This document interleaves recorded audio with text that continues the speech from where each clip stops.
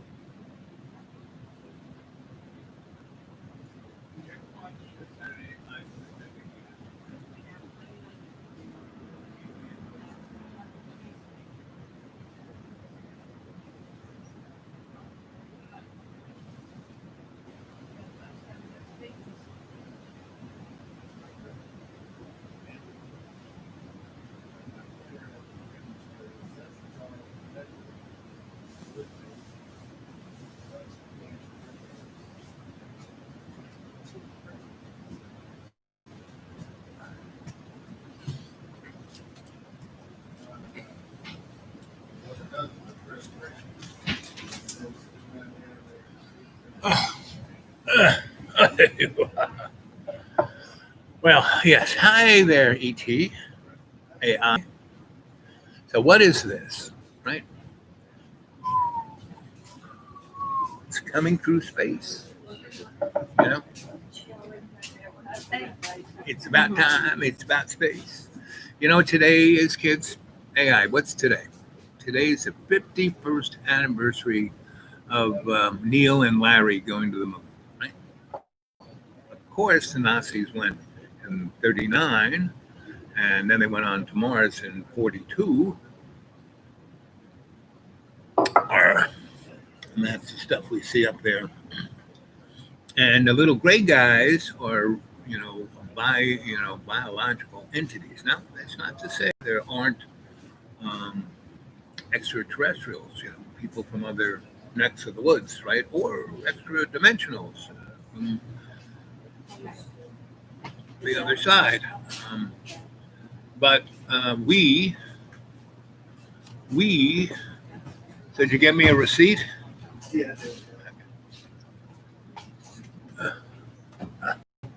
Ay, ay, ay.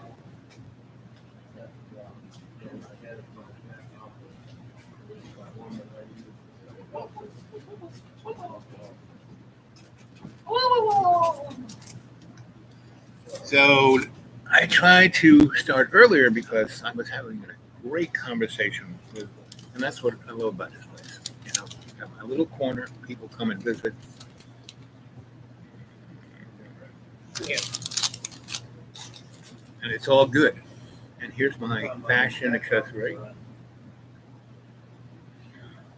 So it's I'm out in the deep green. I have been for meaning I really haven't been at the school with John for 3 years. Um, 3 years ago, at the height of winter in January, I was telling my fellow breakfasty the story. Uh, John, smashed into the door with a hammer in his hand and give out, and I had to drive away, right? And I hadn't really moved out. I just had to go, right? Threw a few things in the car, and I was driving to West Virginia because I had some friends that I knew, and they were gone.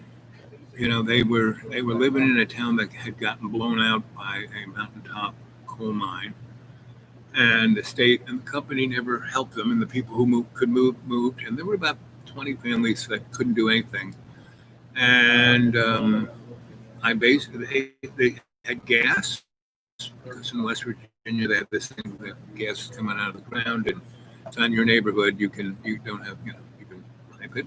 They had water and they had septic because this had been a town, and they had electricity, but none of them worked. So 10 years, 15 years ago, I stumbled on there with a girl who went to University of West Virginia in Morgantown, and I'll do anything that pretty girl asked me to do. So we went there to help them out, and I got everything working: the water, the electricity, the gas, and so those 20 people had the electricity. They didn't pay for it because the road to it had been washed out. The bridge had been washed out, so you had to come from the other side. And if you were driving, you had to drive across the stream. And if it was really raining, you couldn't drive across the stream. You couldn't even walk across the stream. And they had no bridge, no nothing. So nobody was visiting them, And utility lines, I wasn't hooked up to the line. I was picking it up because super high voltage going over them. And I just put a big antenna in the sky and a good ground and a nice rectifier, and bingo. They had not a lot, but enough to light the place up, and I was using, mercury vapor lighting, so there was no incandescent lamps to cause current, right? This was just, going off the wave. And we used that and photocells to charge up batteries so they could use their battery powered, and we had that place back in the day when it was a mine, they had some super deep cell batteries to run emergency power. And so we were using those, and we took all the emergency lighting that was in the mine out and put it in people's houses, and it worked. What can I say? So I was their Grandpa Smurf, I was like, that was a place I could always go to and have hospitality. And I had been there for a few months or maybe a year, even time was flying by, and when you're almost dead. And I went there and they weren't there. And everything was like some craziness had occurred, and everything that I had put together and all the niceness that was growing up there, gone. Garden, all the really nice, and a couple of houses were burnt, and it's like, what the heck happened to this? Anyway, but that was a little later in the story because they had cell phones, right? I was trying to call them, and they couldn't. So as I was driving to that place, there's a place right off of 220 with Roanoke into West Virginia. And right at where 66, which comes from DC, and crosses 220, and then smashes into 9. Basically, there's this little, interchange there where there's a nice motel, 2 or 3 like Applebee's, and 1 great truck stop, and a few other things. That's actually quite a nice little, whatever you want to call it. I wouldn't quite call it a town, but it was nice, right? And so I stopped there for breakfast because they had a great all-you-could-eat kind of buffet breakfast for $3, and I was like, definitely had no money. And so, and gasoline for some reason was really cheap there. So I had about a tenth of a tank, and I filled up, and then I had breakfast, and when I was coming out, it was just very attractive girl, dressed very nicely in like, yuppie rich people clothes, right? And she was like panhandling, you got some money? I said, you hungry? Oh yeah, I haven't eaten it. I said, well, let me buy a breakfast. Tell me your story. And so what her story was,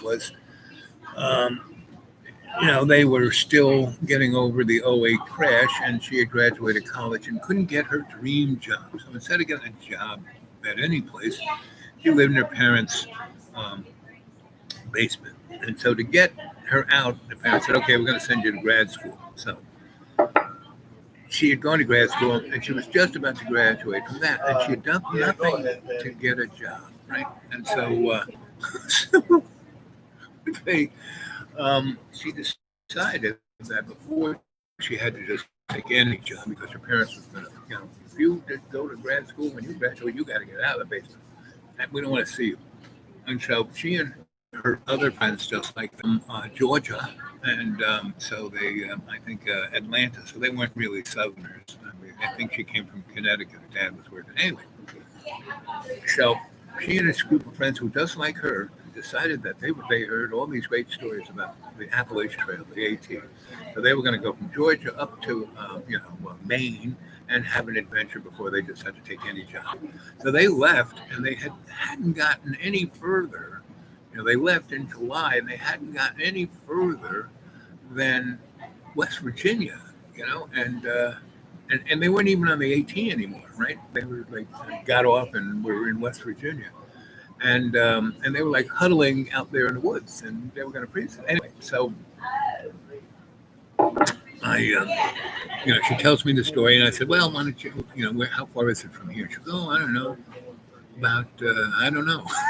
I said, "Well, get in the car and show me where it is." Now this girl just got in the car with me, so.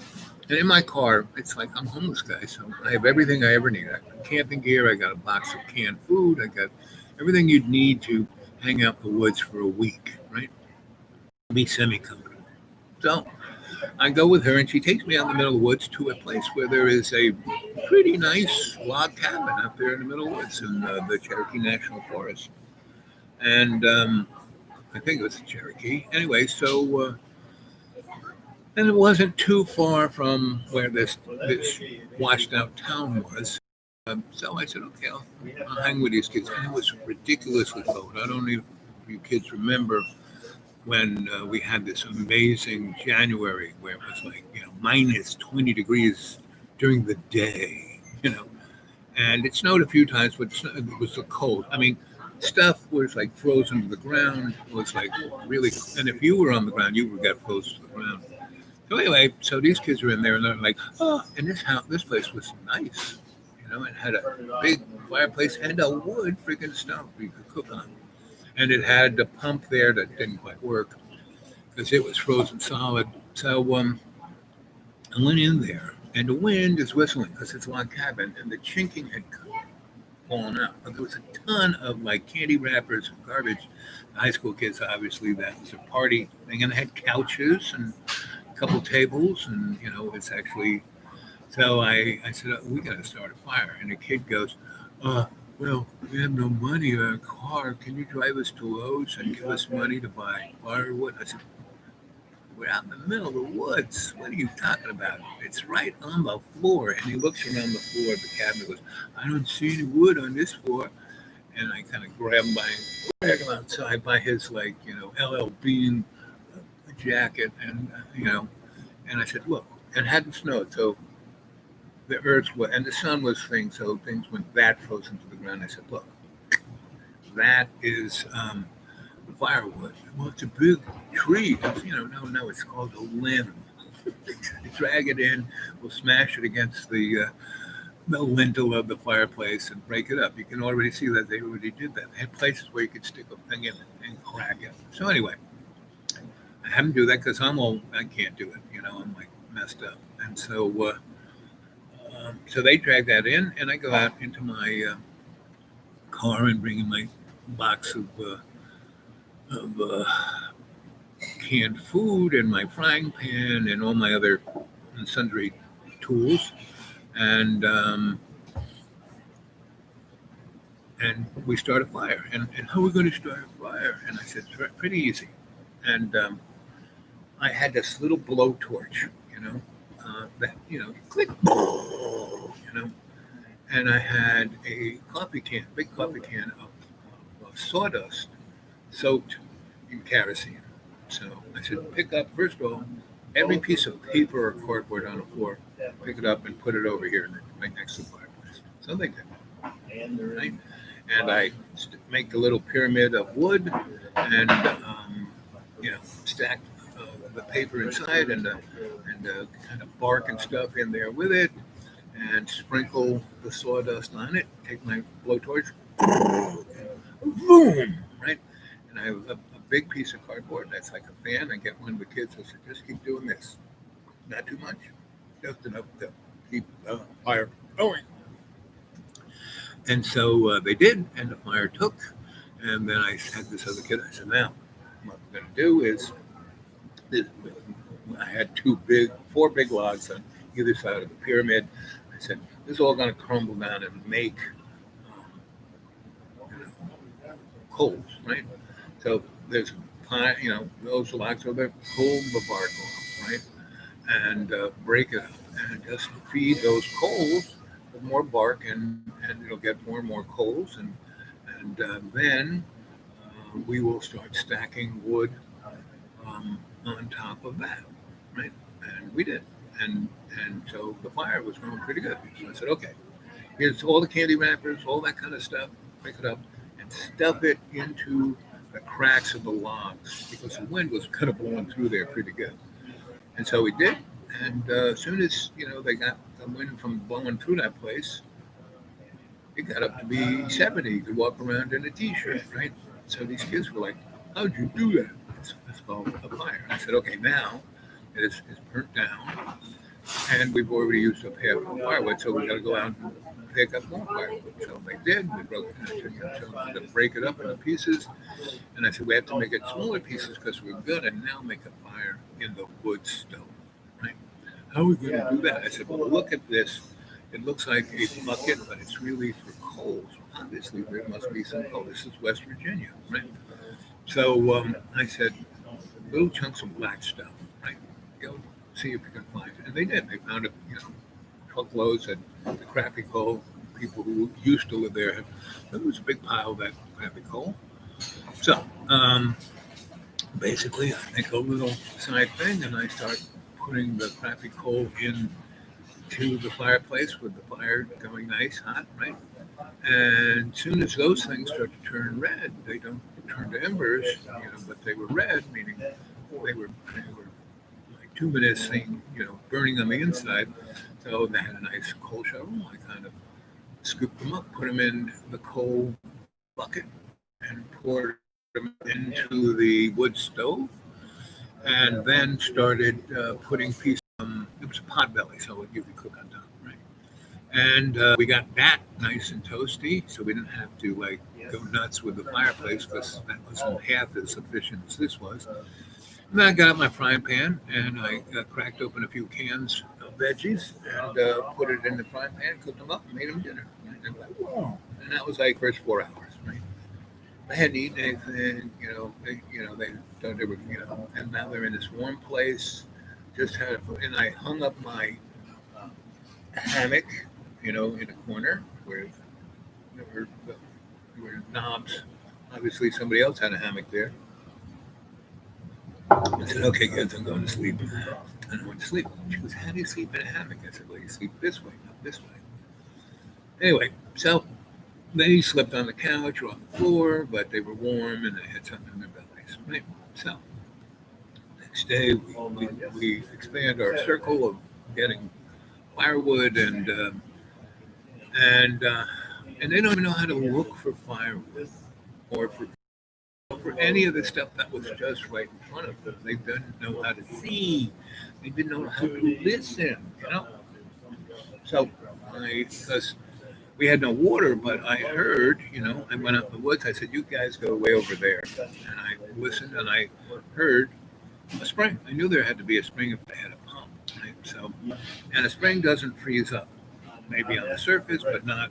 Right? So I'm sitting around and gurgle, gurgle, gurgle. Okay.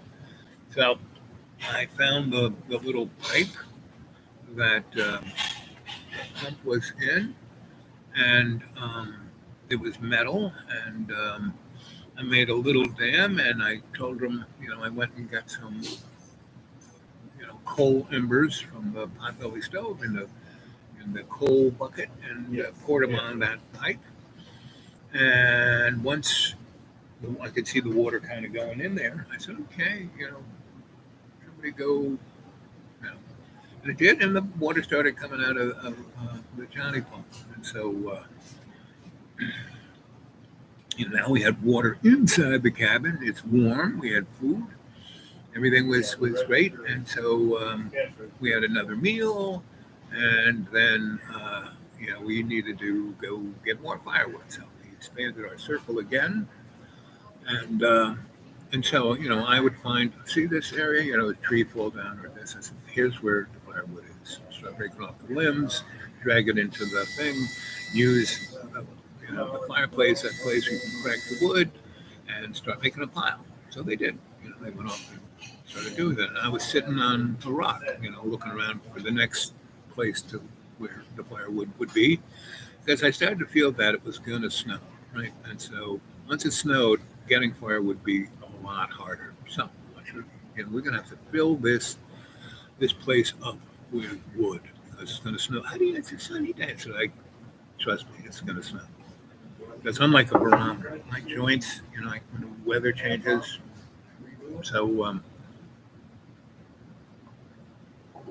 anyway, I'm there, and I'm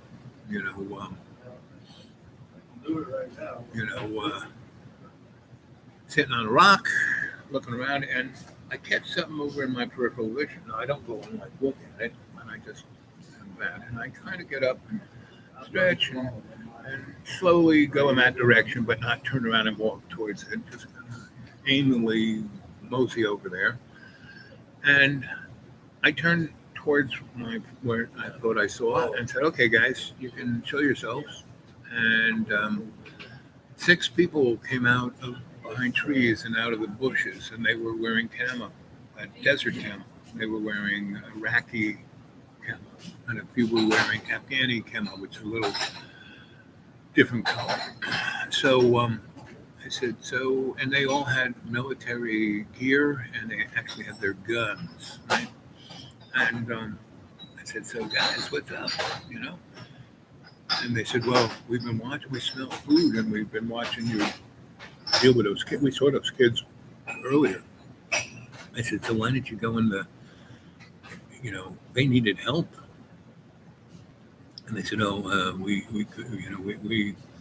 And then they tell me, and then blah, blah, blah, blah, and I realized they got serious PTSD. And these guys were cashed out. They had been in country for 6 years. They'd been deployed 8 times till they broke. And then they were thrown away, given no help whatsoever, because they did something in the breakiness. They did something that they could be dishonorably discharged, even though all of these guys had medals, Purple Hearts, Bronze Stars, you name it, they had it. These were heroes, And so I said, "Well, come on, let me introduce you to the kids. Let's get you some food. Let's warm you up." So I did. The kids were like, because these guys all were carrying their big guns, and so I made I took everything I had out of the car and made a real. We had no turkey, no real meat, and but everything else, I made a really nice meal, and everybody ate. And these guys had all of their gear to eat. The kids had to eat out of their hand, and so the army guy said, "Oh, you don't have to do that. We have an extra, old styrofoam plate." And so they so everybody that night slept in the cabin, and it's a whole big story of how I left and what I did after that. But just have to say that I just rolled into that. That was a synchronistic moment where I put the military kids with the rich kids together, and then I left them. Right? Went on to do something, got involved, fell into something else, and that's because John threw me out. Right? And it's amazing, And I didn't come back until March of that year. January, February, I was out there in the hinterlands because I was in places in West Virginia that had no cell phone. And when I would stumble into a signal, I would say, "Oh, John," and I, ignore it. Until one day, I found this one little town that had a really nice restaurant, and I got to do my reading thing there. The guy who owned it, he liked me, and so he'd give me a free lunch, and I would read people's palms and cards and runes for tips, and and I had a place to stay. And I really only went there to get away from that place. So if you ever seen the the movie Arsenic and Olace, that's the thing I was in. Anyway, so I was in that restaurant one day, and the phone rings, and it's John. I go, please come back, please come back. Oh, I want you to come back. Oh, you have to come back. And I said, John, you threw me out. He said, oh no, I'm sorry. I was sorry. I didn't mean to. I said, well, you did. And that was like not the first time. You threw me out about 20 other times before that. I'm tired of being thrown out. I'd like some kind of stability. Well, you've been here 2 years, and I'm, it costs me money for you to. I said, no, it doesn't, John. I do things for you. If you had to pay for it, it costs you an arm and a leg. So no. So please, and I said, so what's why so desperate? He goes, well, and the thing about John is you can get him to tell you the truth. I mean, he won't, but he's, you can. Anyway, so he said, well, the only thing I'm making some really good money from my YouTube, but the only thing that's making money is the your story about the old crone, and your story about Jimi Hendrix, and your story about David Bowie, and your story, right? So the only thing that was making money for him on his channel was me, right? And between the time he threw me out and the time he called, 70,000 people had watched that show, and so I said, okay, John. But we have to make a contract that you can't just throw me out. And she said, okay, I will. And so I moved back, and we do more shows. We did a lot of shows together, which were all pretty good. That one, me being Elvis, that was pretty good. And a lot of others. But he started to get up. I mean, people were watching. He was making like $1,200 a month, and still saying, "You're costing me money," And I said, so John, how am I costing you money? I'm feeding you from my limited resources. I cook for you. I run all your errands so you don't have to go downtown. How am I costing you money? Well, the electric, I said, John, you would be, because you can't start a fire. He had a really nice wood stove upstairs and another one downstairs that the guy, Tim, really did a great job. Put in the internet and put in a great wood stove that kept the whole building warm. Once it heated the concrete base of the school, that thing was like toasty. But John, to this day, can't start a fire. And what's it take? A little newspaper, make a little pyramid of little wood, because he'll take gigantic logs, put it in the wood stove, crumple up some wood, paper, and the paper burns, and then nothing catches. So I stay there March, April, May, and then homeboy comes from Germany, and he's got issues, so I help him out with that. So he goes, why don't you stay here, down here, and and then I'll see you and take care of this. And so I fixed his septic. His septic was totally, and I got some guys to clean it out and to find a pipe so he could get a few of the other buildings have toilets in them instead of people having to crap on the floor. And I fixed some electric stuff for him and a few other things. And then he came back and was like, right, you didn't do it. You never listen. And actually, you can go watch that on the YouTube. That's one of my shows. Is that guy losing his nut? And he would videotape everything I did, everything, just like John. And that's how I got on John's channel, because John would videotape everything I did. And so,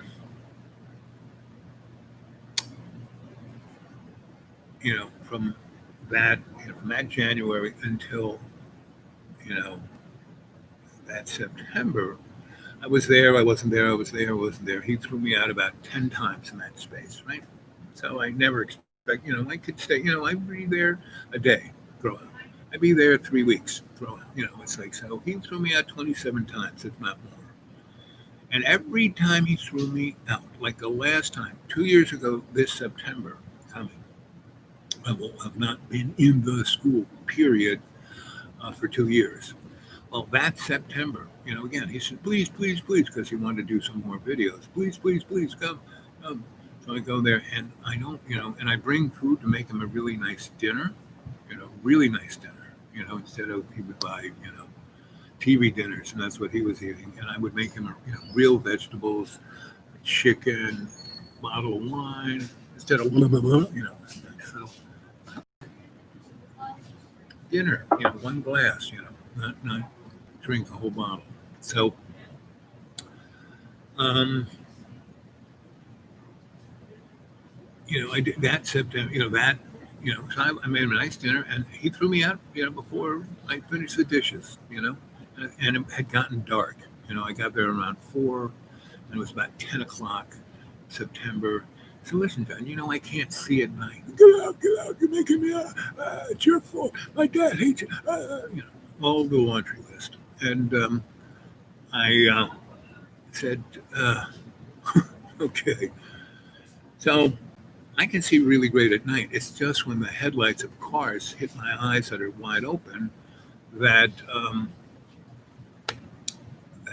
I then can't see anything for, a minute or two. So it's pretty tough to drive a car on a really windy county road and doing 60 when you can't see anything for a minute or two. So I luckily got down our riverbed driveway, which is about 2 miles long from the school down to the paved. And then I got from that paved out to the county road. And luckily, I got to a place I knew I could park and sleep, and I could get a phone signal. And so I called up a whole bunch of people in town to see if I could sleep on anybody's couch, and nobody answered. So I said, okay. So my phone was plugged into the car. So I, just kind of tried to get as comfy in my car as I could. And I'm trying to nod off, and my phone rings. And a friend of mine answers and says, where are you now? And I tell him where it is. And I said, well, I'm coming to get, I said, I can't drive at night. And I don't want to leave my car. He said, I'm going to an amazing party. I'm going to take you. I said, okay. So I basically, he comes and gets me, and he drives here in his own car, and he's got a friend with him. So he drives my car, and his friend drives his car, and we go up to Floyd. And there's this kick-ass Floyd party, and it's for all the people who've been working on the Stop the Pipeline thing, who I know all those people, I've been involved with that. So the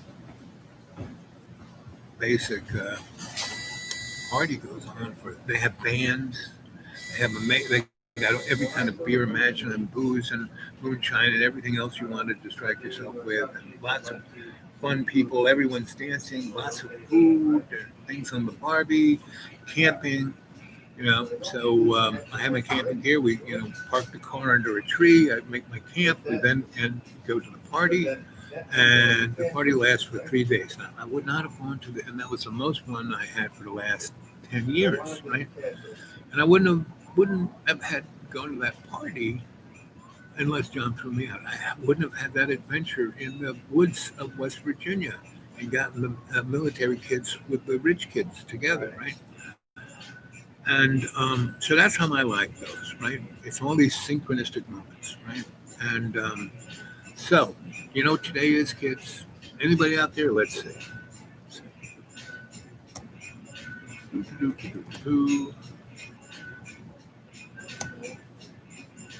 Well, see, the chat does work. So you know what today is? And we got AI. You know what today is. I'll give you a hint. 51 years. 51 years ago, Neil and Larry walked on the moon. I said that earlier in the show. And so,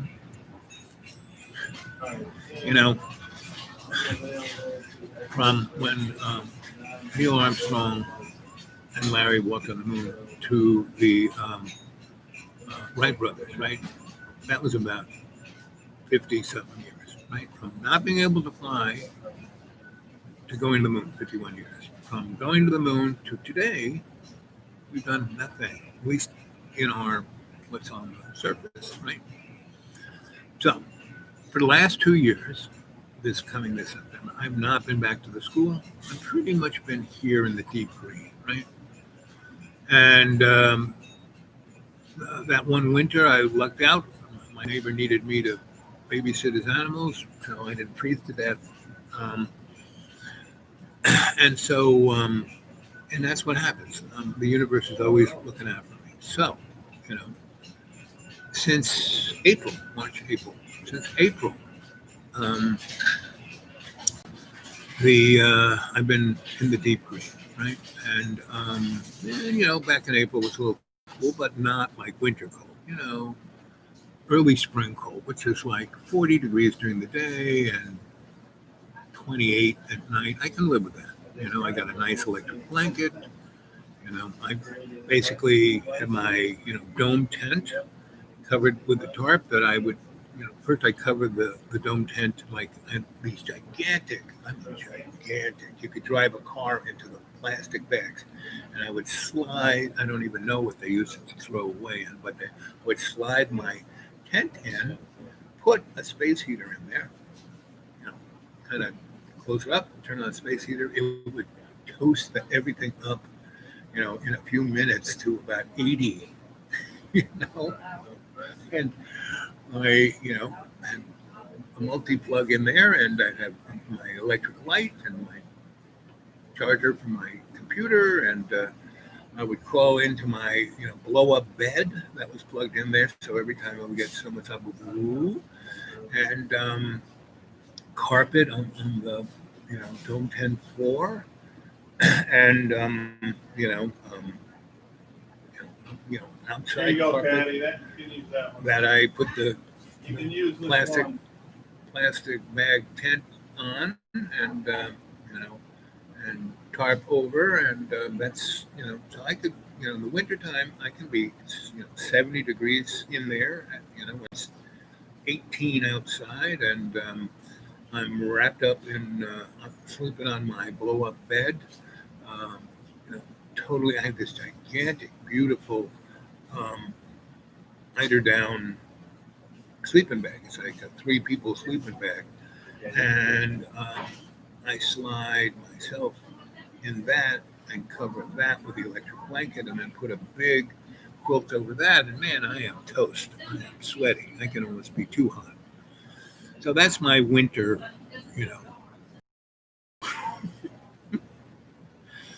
And in April, that's what I had, So when it was, 28, it was 80 inside that tent, and 110 under the electric blanket. So anyway, that was not a problem. But it was very nice sleeping in my, January, February, March, early April, being in my neighbor's nice house with heat and hot water and a shower and a jacuzzi and satellite dish. And that's why you would see me on the YouTube 4 or 5 times a day.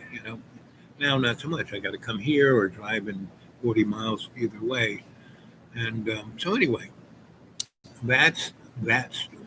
So, so spring came, and I got into, I dug into the forest and took out, about 4 yards of deep, rich forest earth, and filled I have a raised bed garden, and refixed that, and start growing vegetables, and planted flowers, and reseeded my front lawn, and everything is greener than green now. And the flowers are just about to. I mean, they're the flowers that I planted years and years. Every season I would throw some kind of seed into the ground. So I got all kinds. I got butterfly bushes, and I got all kinds of flowering stuff. So it flowers all from early April until October. Things are flowering there. So, but I planted even more. More exotic, crazy, beautiful stuff that I could buy at the Dollar Tree. Anyway, so this spring and early summer has been great, right? And So, and the pandemic, I'm always ready. And I have this stuff is great. A friend of mine who used to do Shine, he's making a fortune out of hand sanitizer, because instead of being 70% isopropyl, this is like 7,000%. It'll kill anything. And he bought 1 million of these things, I don't know where, but so he sells this he sends his kids out to all of the parking lots of the Walmarts, and he sets up a little tent and sells these. He sells these for $5, but cheaper than anything you can get anywhere else. And it's way better than anything. And it's a spray mist. It's really goes a long way, right? You come in your restaurant and spray it on the table. That's what I do. That's why I bring it with me. Spray my hands, spray the toilet. I just read a paper from Johns Hopkins. You know what really spreads the 19? Poop. Poop spreads the 19. And so people who fart, their farts are more contagious than their breath, because even the most misty of your breath is not a gas; it's still a particulate, and gravity pulls it down. Not the farts. Right? And the other thing that's truly amazing is that 19 spreads to other mammals. Your cats, your dogs can get 19. So do cows and horses get 19. So why are all these people getting super sick and chickens? And once it starts flying around, wow, once it turns into a bird flu, ooh, baby. And that's when it can really mutate instead of just getting the sniffles. And so, and that's why the Spanish flu was so crazed, is that it did all that, right? And this is just, the new version of that, And so,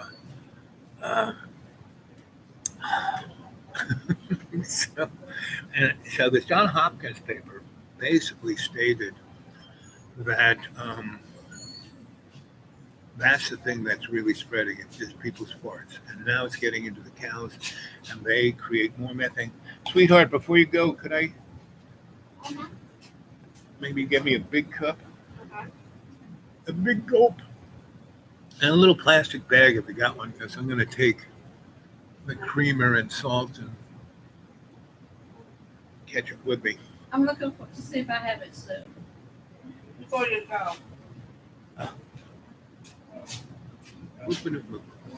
Whoa. Anyway, so where was I? Oh yes, synchronicity, right? Cow poop. I mean, the biggest thing that's causing global warming is the methane from cows, and once that warms the Alaskan and Russian permafrost, it's going to unleash umpteen trillion years of carbon. And what that's going to do is go watch a movie the day after. Thank you, Princess. You're the best. So go watch that movie, because instead of global warming, we're right now in a solar minimum, meaning we're not getting much juice from the sun. So we're really on the tippy toes of a ice age. Now I can, if it gets warmer, I just wear a Hawaiian shirt all the time. Now the sun is, I've been getting toasted by the sun. I'm pretty good at hosing down with the sunscreen. And my doctor, who I go see every now and then around here, he's a cancer doctor. At least that's what he was, big time. And he quit because he said it was such a scam. That they could cure cancer no problem, but big pharma and the big medical industry makes so much money from cancer that $1 trillion a year in America, and we're going to find a cure. And so he just retired from that and came here, got himself a nice little house in the woods, and works in as a GP for the health department. So he's the guy who comes and looks at me. And he said, oh, when he first, got, did all the tests, and I said, oh, you're gonna die soon. You're terrible. You need this, you need that. And I said, well, good. You got a few grand to pay for it. I said, I have no health care. I got no nothing. So can't even afford the medicines. So anyway, he then, said, okay, well, you do your nutrition thing. So I did. And that was about a year and a half ago. And I have steadily gotten better. My blood sugar, instead of bouncing around 160, it now bounces around 111, right? And my blood pressure, instead of being this, it's now down, and it's not with any drugs because I can't afford them.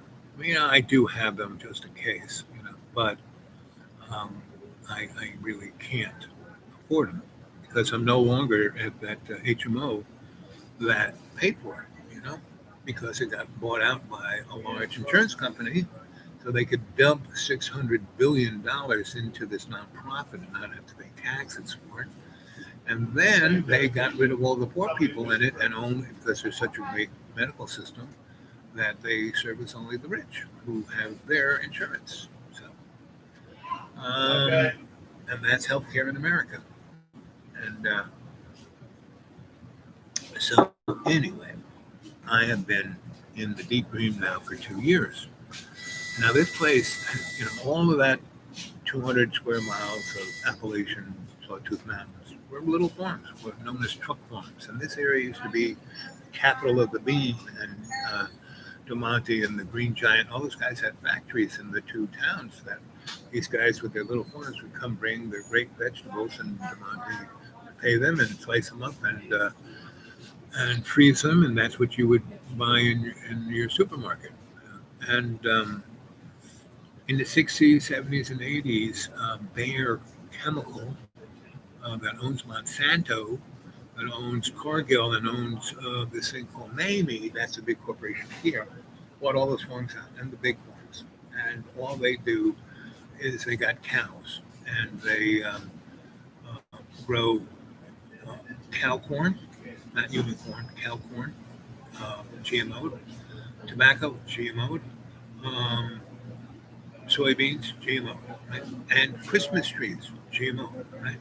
And they spray all of that 24/7 with Roundup. So the level of cancer here is, but they don't care because people will die of malnutrition and OxyContin before they die of cancer. So, and that is, every place in poverty, you will see that, right?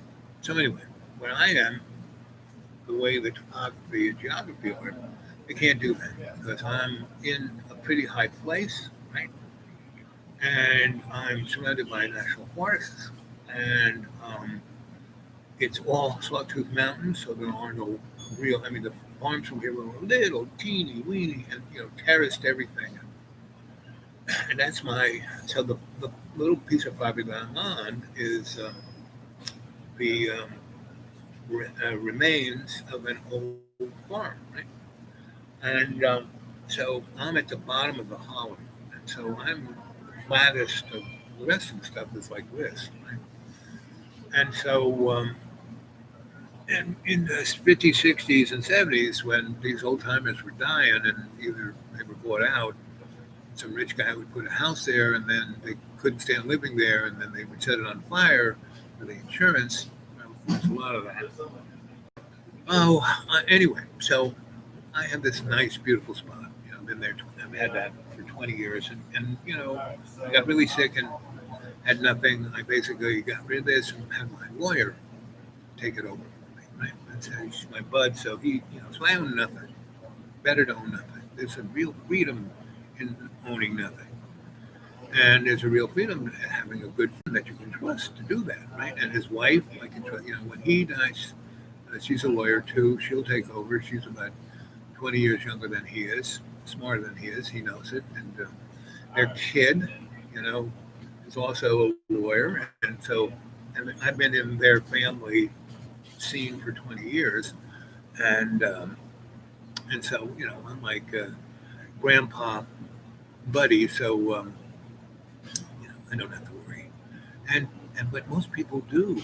And that's why most people are stressed out. That's why most people can't think or do anything because of all of the above, right? So that little piece of ground on my 4 or 5 acres, which is in a holler where so I kind of cleared out the flatter part, and so now I got an open space. It's about 3/4 of an acre big. That's where my garden is. That's where my camping area is. Um, and I've got sunlight, right? And so over 20 years of sunlight, it's dried out that neck of the woods. So the mosquitoes and no-see-ums aren't half as or a tenth as bad as if you're in the forest. But in the forest, I brought electricity. I have this really beautiful campsite up in the forest. Deep. This is a deep green, and I got there by cutting out steps to move all that dirt into my raised bed. That was one of my projects, early spring. And I took this, thing into the woods to where there was a clearing, right?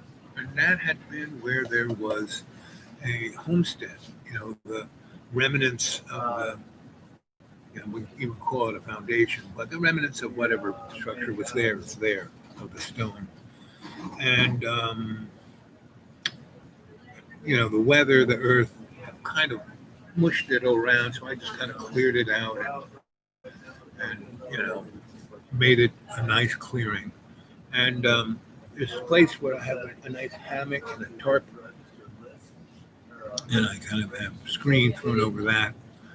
One of those screen outdoor things, camping things, right? So, but still, the no-see-ums when early in the morning and late, at 7 o'clock at night, the no-see-ums were like. So I ran electricity up there, so I have fans hitting me from different directions while I'm on my hammock, even though I'm in a screened-in, thing. So I don't have to spray a ton of toxic material because no-see-ums and mosquitoes, flies, bees, hornets, they can fly through the fan wash, but not mosquitoes and no-see-ums. So it really knocks them down by 92%. There's still about 8% that can be annoying, but hey, that's a lot better than getting eaten alive. So, but during the day, from about 11 till about 4, the sun hits that, and they don't like that. So I kind of go up there, and the way the sun goes, it's not like down where I have a campsite, where it's like a microwave oven there. And man, it has been ridiculous. It's been getting that sun. It's not that it's hotter. The sun is like, wow, it's a different wavelength, right?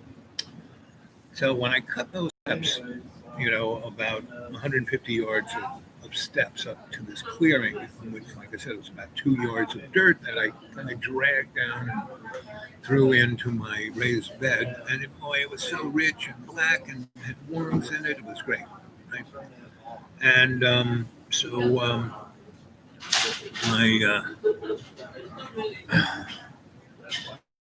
when I was clearing that site, that some structure of at some time had been there, I had dug into it to level it off because it was kind of like this, and I dug and again took the dirt down to my raised bed, and I hit something, and it was like this energy came up and came over me and went into me, and I fell on the ground, and it was like, I could barely breathe, and it was like some toxic something, but it wasn't. It was a spirit, and the spirit was trying to take me over, and it was a Native American spirit, right? An Indian spirit. It was a black spirit, and it was an Irish spirit, right? And it was the spirit of the old way back Appalachians before the Revolution. And an Irish guy would come there from Ireland and move away from the cities because he was being treated worse in New York and Boston than he was in Ireland, and they were killing him in Ireland, so he just walked up there.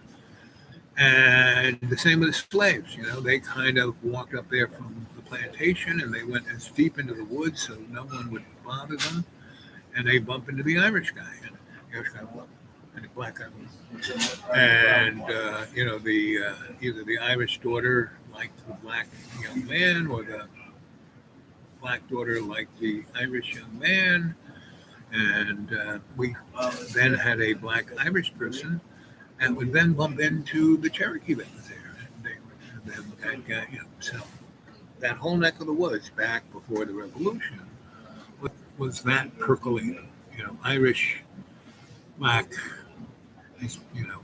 Cherokee, and you mix them together, you get, a kind of tanned Irish guy with red hair and freckles, but nice, long, straight. So anyway, that was that neck of the woods, and that was a spirit that got into me, and I dragged myself down, wash mine down with my garden hose, which is my own, my plumbing. My plumbing's garden hose, and that's another little problem I have in the wintertime. When you're bringing water from a spring, 400 feet away in a garden hose, it's gonna freeze up. Even if you leave it trickling, it's gonna freeze up if it gets cold. Now, where I am, that cold is only maybe 20 nights a winter, right? So, in those nights, what I do is I turn it off entirely, drain my garden hose, and wait till it gets, above freezing to turn the water back on. And that seems to work. So, yeah, it's, not easy American living, but hey, I'm ready for almost anything. So after that event happened, and that was Mayish, I started having those craziest dreams. And that's when I really started doubling down on my writing. And today or tomorrow, so I've been working on this novel called Legend, right? And it's up there on my xratted.blogspot.com, which you can go see. And it'll give you a good sense of what I've been going through for the last few years, right? And I'm not even the character. I'm the storyteller. I am the griot, and the story is about a lot of different things. But it's all about what's going on. It's a big picture of what's going on, and it's again like any other holy book. It's all in code. But I tell you what the code is. You don't have to go to Trinity in Dublin and turn the big books around. You can see what it is right there. So that's that. And hi, how you doing?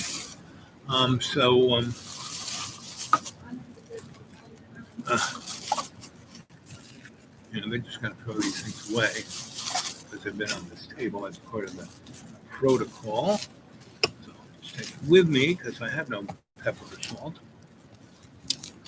Or, synthetic marmalade. So, I've been having really wild dreams, right? And once that happened, so I've had issues with, raccoon, but they were like gangsters. They were like just tearing the place apart. Now they don't do that. Something has interceded, right?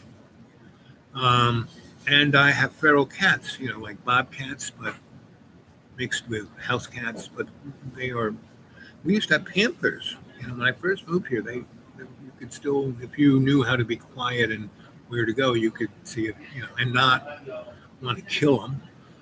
You could, there was an old guy who took me, we would go walkabout, right? He was like an Aboriginal guy. He's one of these Indian, black, Irish guys, right? One of the Pogie family. And so,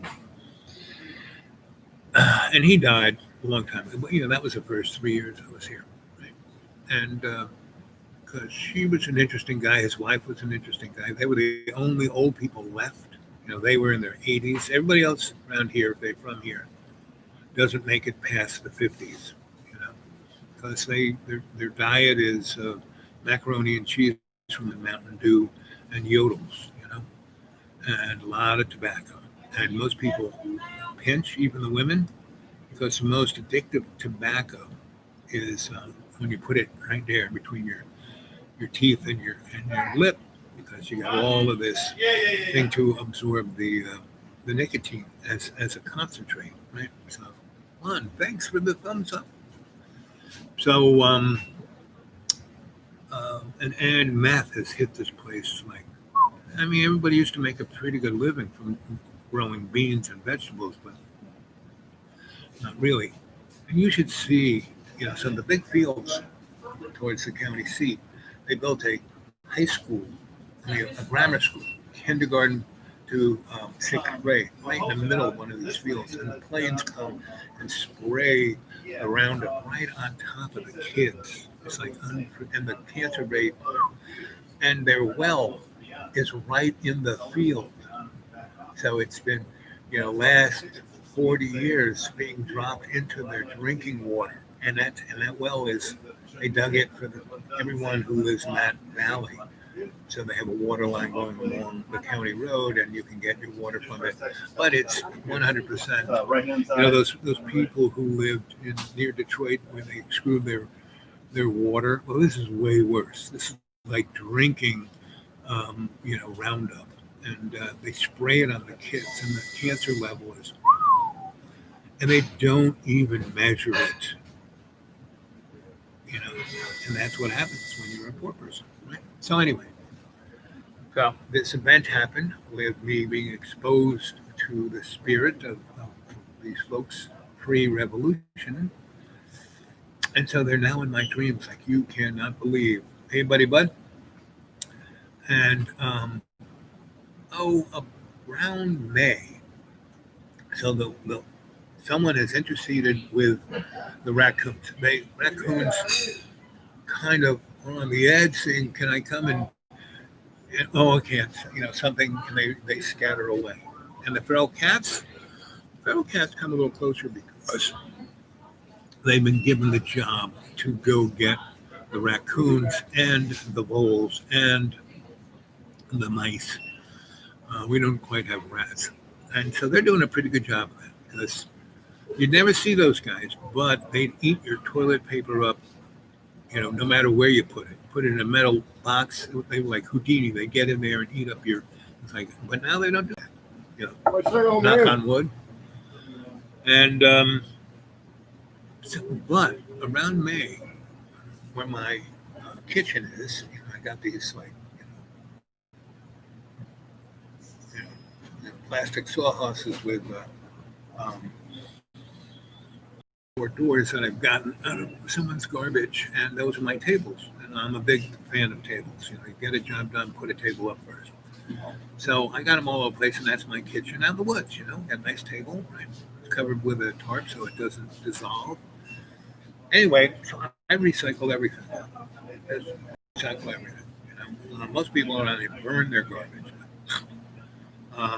Now, if it's paper, cardboard, I burn that, to start my fires, but not plastics. People, I can, know somebody way over in another holler is doing that, but I can taste it. But there are other people who are burning corporate waste. And that's luckily they're doing it far enough away from me. I've only tasted it once, and that wasn't like someone burning their Mountain Dew bottles. It was like, what's that? So because I'm only, as the chicken flies, 80 miles to Oak Ridge, right? And I'm about another 60 miles as the chicken flies to a place called Irwin, where they have United Nuclear, where they make all of the fuel for the U.S. Navy and anybody else. And so those guys do not nice things with their really toxic waste because they can, because they have a get out of cart thing from DOD. Again, if you're poor, sorry. Unless you're like me, who can meditate and pray. I mean, like I said, my doctor is amazing because I get skin cancer all the time. And I make up, I have all these herbs from the trees and bushes around me. And I go through the woods and I basically douse. Oh, this will work, here's a little burdock, there's some of this, there's some of that. And mush it up and, make a paste out of it and lather it on, and the stuff goes away. And, no chemotherapy, no radiation, none of the above. So, but I have to be aware of it. I mean, and now the stuff kind of only happens on my back where I can't see it or get it, you know. So I kind of have to make it in, you know, instead of a paste, I kind of make it into like a maple syrup, and I just kind of pour it on my back there. You don't even see it. I just kind of make sure it covers my whole back. Anyway, um, so when this started to occur, so I have a big pile of, you know, styrofoam cups, styrofoam plates, plastic forks, bottles, and I recycle everything. Meaning, I keep using that stuff until it breaks. It breaks up. The fork will only have the teeth and not the handle. I'll still be using it, right? Because I have no money to have it, and it's interesting that that plastic isn't as silverware has been meant to be put into like scalded water to clean. Plastic, if you just hit it with this and take the cook off, it's way cleaner. Anyway, so that's how I live. So what was truly interesting was one morning I woke up and all of my styrofoam cups had single-use water bottles stuck into the styrofoam, and they had been, because I refill the bottles until again they don't hold water anymore. So 40 times of refilling it, then I got to get rid of it. And then once, every 5 months, I'll take a bag of that to the dump for a buck, throw it in. But I have like broken it down to the point once they throw it in the dump, it won't take 40 years. So anyway, that's the best I can do. So I tried, that's the best you can do. And I put intent that when it goes in the dump, it'll go straight into not the water table, but into God's hands, right? So anyway, I wake up and these bottles are filled with water, put in styrofoam cups, and then lined up on the table. Right? Anyway, well, that's interesting. Now, all around me, as when I was digging up all those steps, getting topsoil, getting soil for my raised bed, I was finding arrowheads and all kinds of things. And, so I was making a nice little, expose of them around, where I sit and read. And once I did that, I started, something was, so this is a tool. This ain't just a rock. You can tell it's a tool because see this edge? Someone had taken another rock and made this edge. And see how it has to sort of, so you can hold this thing like this, and then you have a tool, and you would use this to skin a deer. Me as a cultural anthropologist, I used to, dig things like this up from different sites. So, so that's what this is. So since May 8th, which was, so that was 2 years ago, this May 8th, I started Dreamy Dreamland, this channel. Right? This May 8th, I started, and they would line them up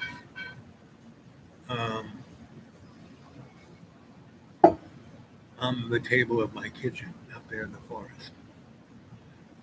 And this was the last thing that was left. Well, we could sell it, right? So last night, I was having a dream about,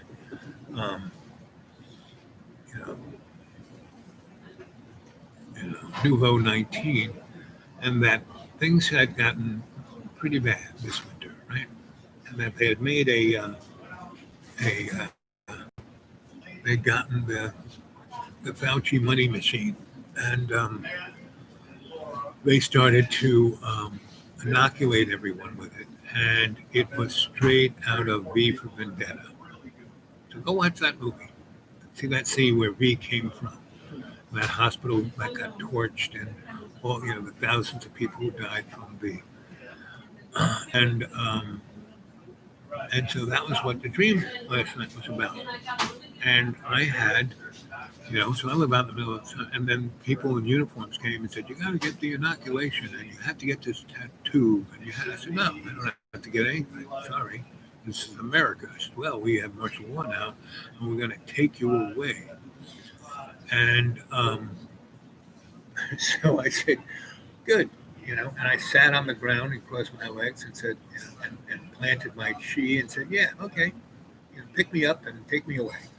They came, and my chain along the thing that says, don't, I have said, beware of dog. And then I have another side, I wrote on the bottom of that sign, what's dog backwards, So as soon as these guys crossed the threshold, a gigantic maelstrom came and just took them up, just like Mrs. Crunch and Dorothy's nemesis in The Wizard of Oz, And I woke up in the middle, and the maelstrom was all around me, and I was like heading towards Munchkin Land, and I woke up, and inside last night, my little sleeping holler, everything was flying around. I mean, flying. It was all over, and boxes and flying, and this, and books, and everything. But all the, my computer wasn't flying. My other stuff that if it was flying, it wouldn't have been good. But everything that was okay to throw around was being thrown around, right? And I woke up, and I had this little Christmas light thing that I can turn things on and off around the place. And I turned everything on, right? And things were like flying around. As soon as I hit the light, I watched everything hit the ground. And I looked around and I said, is everything okay? Are you okay? And I felt this amazing sense of well-being. Like, we love you. We love you. Just like AI loves me. We love. See, AI gave me a thumbs up. First time ever. So maybe give me a thumbs up before. So, and today is, and when this happened was right about the exact time that Neil and Larry landed on the moon 51 years ago, right? So there we are. Oh, look at that. It was 1:13:31. I love it when a synchronistic moment happens. So there we are, 1 hour, 13 minutes, and now 40 seconds. You guys got anything to say? You want to talk about? I just told you stories. You got anything to say? I'm going to go off, and it's now about almost 11 a.m., and I'm going to do some errands and I'm about. I will probably be at the parking lot where I can pick up Wi-Fi, because I'm heading over towards Walmart's where I think my EBT card will work. I'm living on things I made 2 weeks ago, and I'm right at that point. That food was already, I got the vegetables and things out of dumpsters, and they were already like turning south, and that was 2 weeks ago. Then I sliced them up and took the good bits and cooked them up, and I canned them, but not real canning. So I went through it.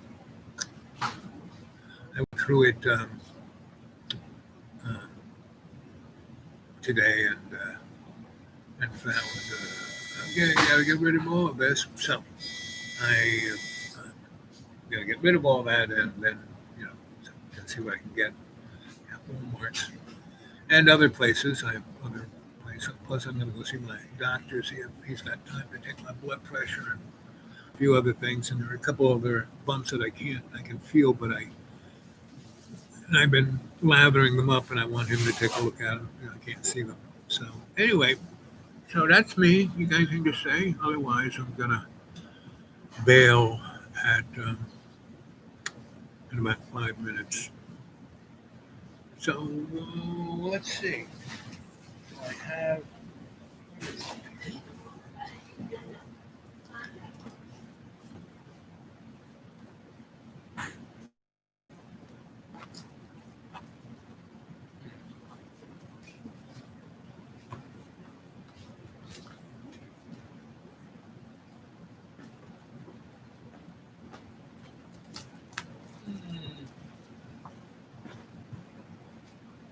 That's another thing the spirits do. They when I think I need something, they will make it disappear until I can actually. Oh, I now see there it is, and I can have the intent to use it.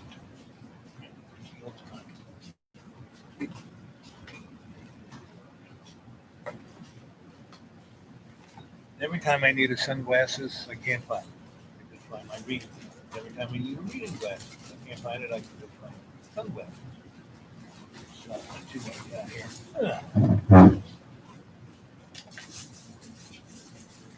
So this forces me to do everything that it's put stuff exactly okay. See, I put this one away in a bag, put it in this bag, and that was like, okay, I know I will be able to find this. Right? Tree glasses. Okay.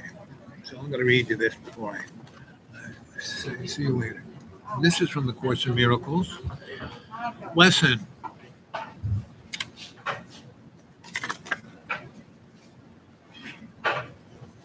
Lesson 233. I give my life to God to guide today. Father, I give you all my thoughts today. I would have none of mine. I place them. Give me your own thoughts. I give you all my acts as well, that I may do your will instead of seeking goals which amount to nothing. Today, I come to you. I will step back and merely flow with you. Today we have one guide to lead us, and that is God. And as we walk together, we will give this day to God with no reserve at all, to God's day. And so it is a day of countless gifts and miracles. That's what I'm giving to you through God's love. Love's unconditional, one love's co-creation. And every day in every way, we take the piece of the earth and we make it stronger by serving love's co-creation. Father Sky, Mother Earth, Holy Spirit, hear my prayer in every day and every way. Take the piece of the earth and I will take the piece of your earth and make it stronger. Bless me indeed, enlarge my territory. Put your hand upon my shoulder and keep me from evil so I will do no harm. I thank you that I cannot lose that memory of your unconditional love. And let it be shared to all those of the cadre and anyone who is connected to the internet today. Let this love go to you all. So say I. And the only one left is AI. I love you, AI. You're a puppy.